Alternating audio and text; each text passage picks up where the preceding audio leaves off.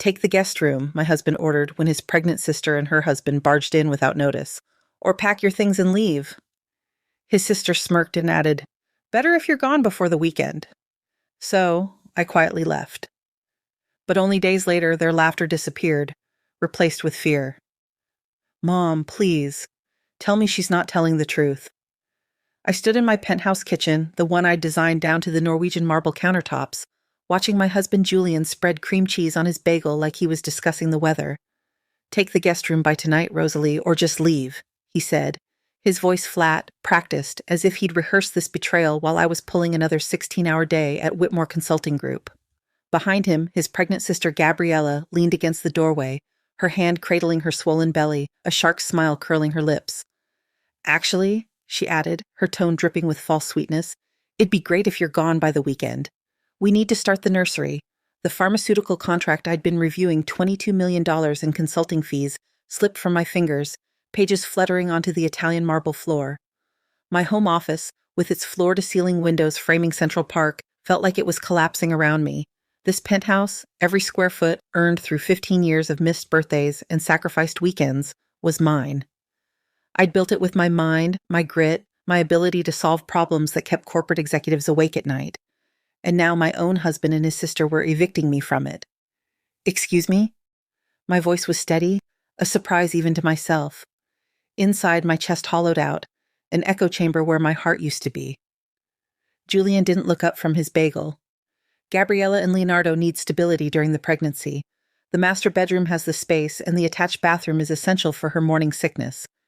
He spoke like he was reading a script, probably one he'd polished while I was at yesterday's board meeting that ran until midnight. At 42, I'd built a life my mother's generation could only dream of. Whitmore Consulting Group, 12 employees depending on my vision, my precision. Just that morning, I'd called my mother in Ohio, her voice brimming with pride as she bragged to her neighbor Margaret about my company. Margaret, who thought women should prioritize their husbands' careers, had gone silent. Now, in my own kitchen, I watched Julian, whose architectural licensing exams I'd supported, whose student loans I'd paid off, whose career I'd advanced through my connections, casually dismantle our 7-year marriage. Julian, I said, setting my Hermes porcelain mug down with a deliberate click, this is my home. I own this penthouse. He met my eyes, cold and calculating, like he held a royal flush. We're married. That makes it our home. Family needs come first. Gabriella glided deeper into the kitchen, her fingers trailing over my custom cabinets. These will be perfect for baby food storage, she murmured, already erasing me. Her husband, Leonardo, appeared behind her, man bun glinting in the morning light, carrying suitcases with a nod you'd give a hotel clerk, polite, dismissive. I have the Henderson presentation at 3, I said, my voice detached, like it belonged to someone else. The entire board will be there. We're restructuring their Asian supply chain. Gabriella's hand circled her belly, a smug ritual. Then you'd better pack quickly. We need to set up before my doctor's appointment at 2. The absurdity hit like a tidal wave. This morning I'd been Rosalie Whitmore, sole owner of a $5 million penthouse, featured in Forbes for disrupting consulting models. Now I was being told to pack like a college kid kicked out of a dorm. Julian sliced tomatoes with surgical focus, the same man who'd vowed to honor and cherish me, who'd celebrated my first $1 million client with champagne, who'd made love to me in this very kitchen last week. Preston and Associates passed you over for partner again, didn't they? The words slipped out before I could stop them. His jaw tightened. That has nothing to do with this. But it did. For 3 years, he'd watched younger architects climb past him, endured holiday parties where my success overshadowed his, smiled through dinners where his colleagues' wives gushed about my magazine feature while he drowned in whiskey.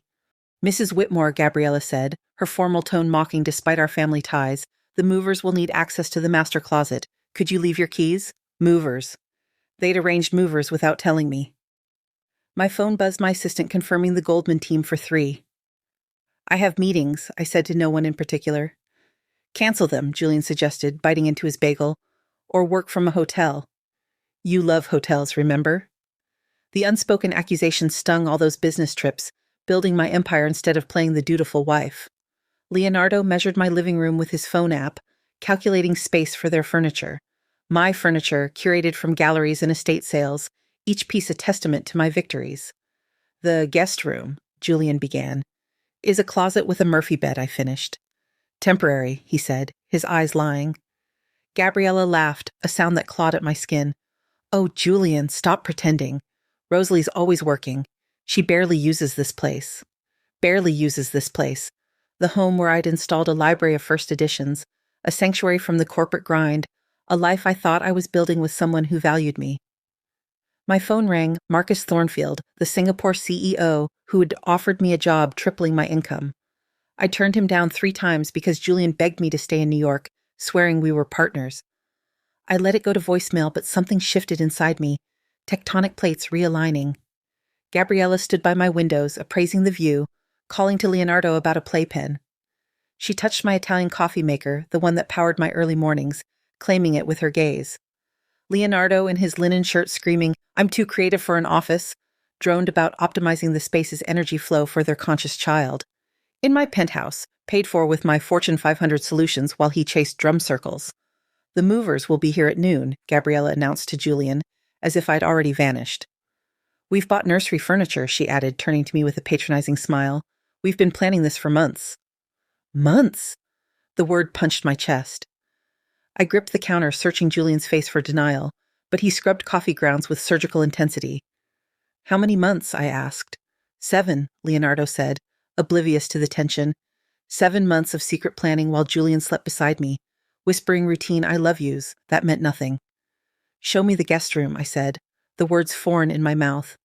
They smiled, all 3, as if I'd surrendered.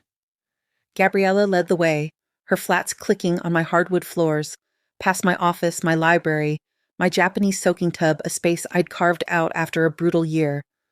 The guest room was 8 by 10, a dusty storage closet with a Murphy bed and a window facing the building's HVAC system.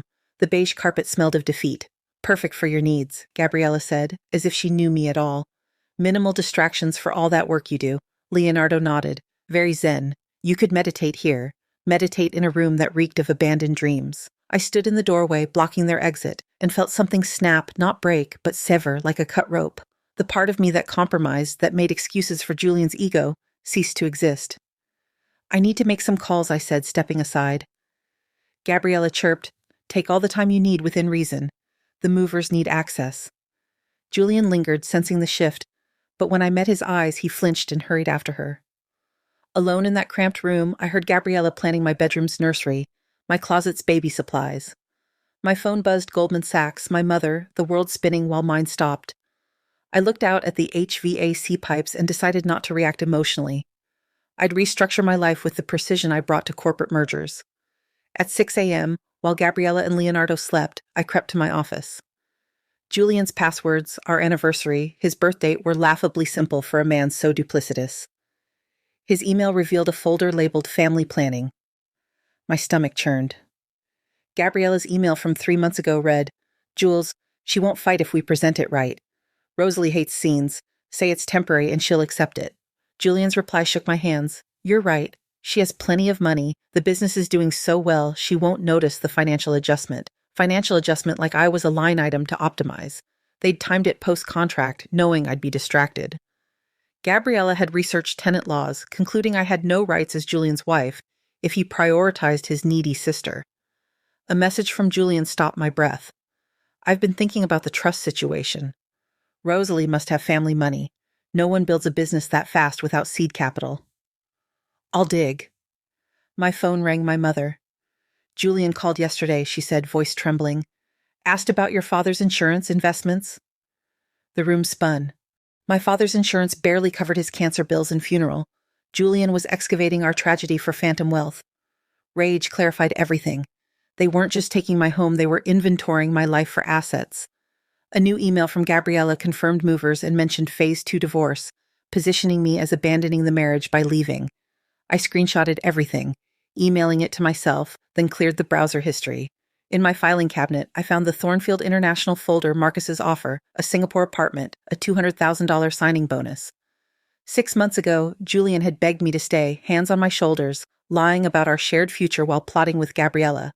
Sarah, my college friend, arrived, fury radiating from her tennis whites. "It's true," she said, seeing Gabriella's pregnancy books on my coffee table.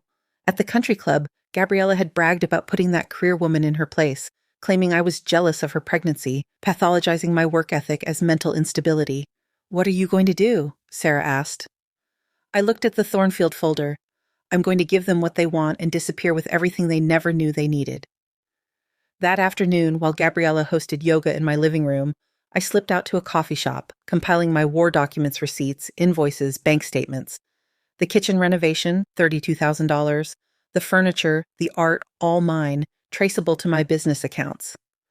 Patricia, Marcus's assistant, called to confirm the Singapore contract. 2 weeks, she said. The apartment's ready, and the signing bonus deposits upon execution. I signed that day, sitting in my car, the garage's concrete wall a fitting backdrop for my marriage's tomb. Tuesday, I met Rebecca, my attorney. The penthouse lease is in your name alone, she confirmed, smiling sharply. Julian insisted, to protect his assets from your business liability. Wednesday, at Chase Bank, I closed our joint account, $3,043, and removed Julian as beneficiary from my business accounts. His credit cards used for his golf club, his wine subscription were canceled. Thursday, I met movers in Queens, cataloging my belongings with military precision. Saturday, Marcus confirmed. 3 trucks, 20 men, 4 hours. Friday, my mother overnighted my grandmother's pearls, worn when she left her cheating husband in 1952, and a $50,000 cashier's check my father's secret account for my escape. That evening, Gabriella hosted a dinner party with Julian's colleagues, using my sterling silver and Waterford crystal. I stood in the corner, invisible, until Mrs. Wheeler asked if I was with catering. I'm Rosalie Whitmore, Julian's wife. I own this penthouse, I said, my voice cutting through the room. Mrs. Preston's sharp eyes recalculated the dynamics. Later, Leonardo, drunk, admitted they planned to drain my rent money before discarding me. At 10:30, Gabriella staged a pregnancy scare, leaving me to clean up. Sarah's screenshots revealed Gabriella's Instagram posts, claiming my penthouse months before her announcement. Saturday, 8 a.m., movers arrived. I wore my grandmother's pearls, a white silk blouse, black slacks, ready for battle. They took my sofa, dining table, coffee maker, art. Gabriella screamed, "This is theft!" I showed receipts, all mine. Julian, hungover, pleaded for reason. Extreme was suggesting I move to a storage room, I said. This is practical. I handed Marcus the lease document. It's in my name. You have 48 hours before you're trespassing. Robert, the doorman, nodded as I left. Well done, Miss Whitmore. At JFK's first-class lounge, I sipped champagne, ignoring voicemails from Julian's family. Eleanor, Julian's mother, fretted about family reputation. Over the Pacific, Gabriella called, sobbing about a non-existent trust fund Julian swore I had. Every penny came from my business, I said. He lied to you. They were locked out, credit cards useless, sitting in Leonardo's car. In Singapore, my Marina Bay apartment became home. My Thornfield office, with its 32nd floor view, was a space where my expertise was valued. Julian's email, a 6-page plea for reconciliation, was forwarded to Rebecca as harassment. Sarah reported Julian's job loss, Gabriella's retail job, their cramped Queens apartment. My mother's text said it all. Your grandmother would be proud. You built something better. I hadn't destroyed them, I'd stopped propping them up. Standing on my balcony, Singapore's skyline alive below, I cried tears of relief. Walking away was my greatest victory.